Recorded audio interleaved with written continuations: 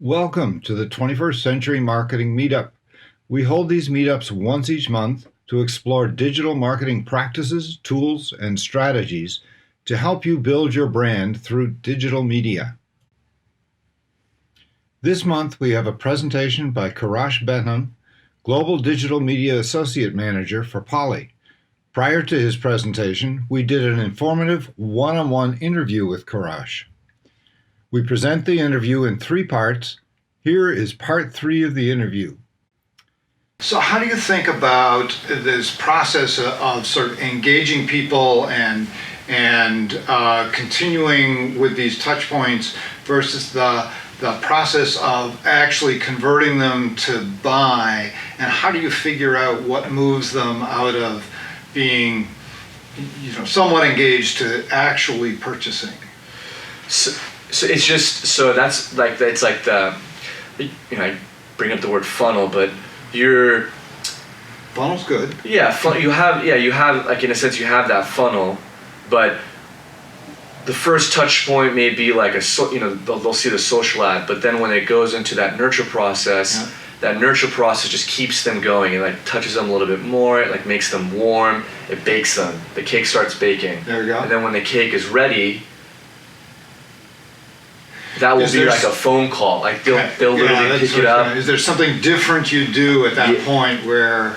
Yeah, like because like within that email, that in a sense, within that email, that lead is going through and touching the email. So the database in the background sees what that person is touching. He might click the link in the email. He might click the button, whatever, and we have that person's phone number. So then the sales team sees the scoring in the background, or at the level, the sales team will see that scoring in the background, and they'll be like, okay, I'm gonna try to test and call this lead to see if he's ready or not. And he might not be, but then they might call, he might not be ready yet, but then, down the line, he might get another email from us, or he might see another ad or a search ad or whatever, and, 4 months later, he might call and be ready. For me, I feel like it's always about quality content. If you have the ability to create the best content of quality as possible, do that, because that's what people want. And how do you measure quality? What do you mean by when you say quality content? Like when I mean quality content is like make within the ad on specifically paid social, within the ad that you make sure it fits everything correctly. Make sure that content at the top is exactly like what you want it to be about. Like, don't just create a CTA just to get clicks. Because if you create a CTA just to get clicks, you're just going to get clicks and nobody's going to really do anything. Right. Like, oh my God, look at this. Like these weird buzzwords, right? You want to create emotional content where somebody gets so engaged that they want to talk to you about it. Like, I'm talking about that Square idea or that piece of content because it was so thought-provoking. Yeah.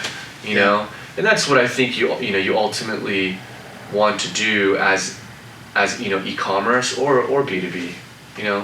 How are we on time? That's the most important thing. Yeah, got it. It's 5:23. 5:20. Okay, so we're okay.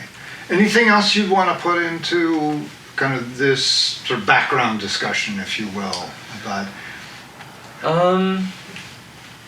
your philosophy of marketing, if you will? Yeah, I guess the philosophy of marketing that I would say, I guess it's different between my philosophy of digital marketing is just do the steps right, like all the way through. There is like learn the nuances. Mm-hmm. I think that's really important because if you don't do it right in the beginning, you're just gonna have to backtrack and clean up your footsteps, because if things don't work right, you're not gonna get what you want in the end. So just set up everything correctly, basically. I think that's really important. That's what I would say. And so what guidance would you give for, all of our students now, whenever they look at a business, the first thing they say is, well, they should be doing more social media. But there's usually not anything behind that because they're used to consuming social media, and doing posts, but they're not used to really working a funnel. So how would a young person learn to develop as a digital marketer?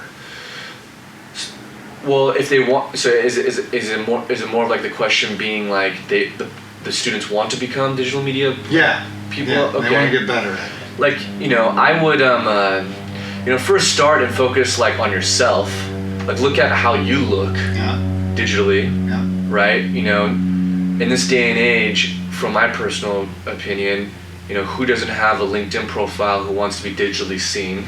I think having an optimized profile in terms of, even going to this very specific, like how you can make a vanity URL. That vanity URL is www.linkedin.com/your name.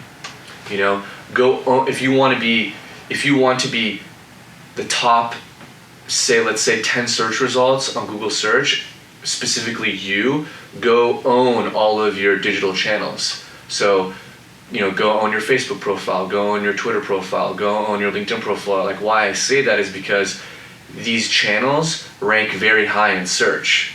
So when you type in your name, you will pop up around those social channels. So it's like you in a sense you want to own as many channels as you can of yourself, because you don't want another person owning it and talking about you badly, or somebody that's not you.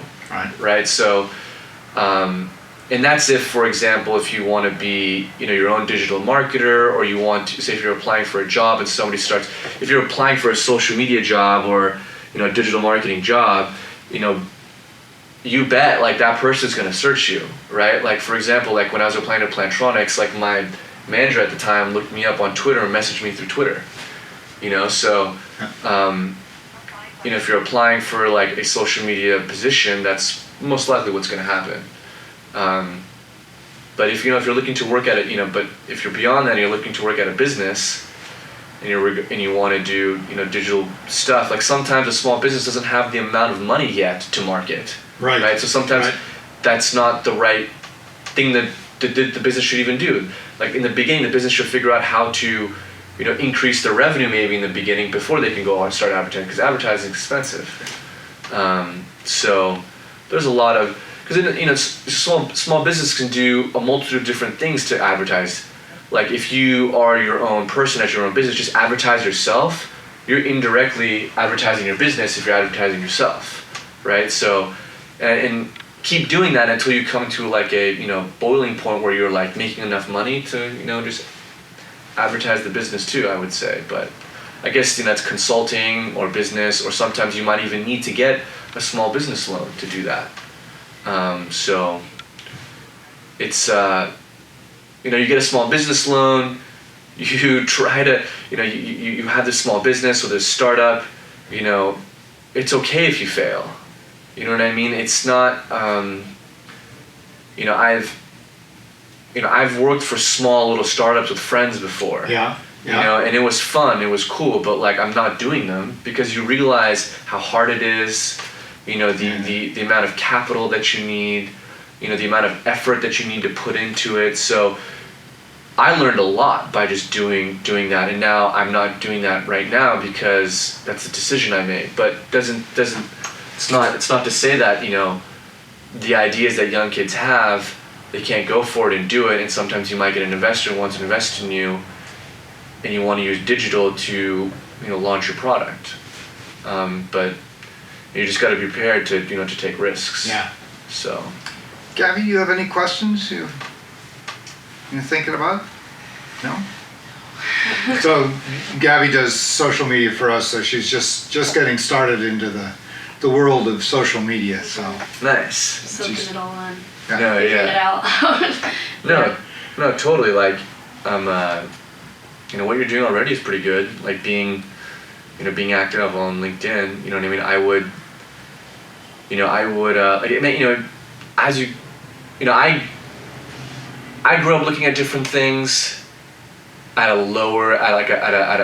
my own personal pace. Like it kind of like came into fluidity when I did PSFK Canary, and it kind of like flew like flowed into that realm. But a lot of things now that I see are really, really, really becoming, paid focused, like, paid social media to drive results for businesses. Like Twitter, like a lot of social, like Messenger, WhatsApp, Twitter are all literally becoming customer service channels.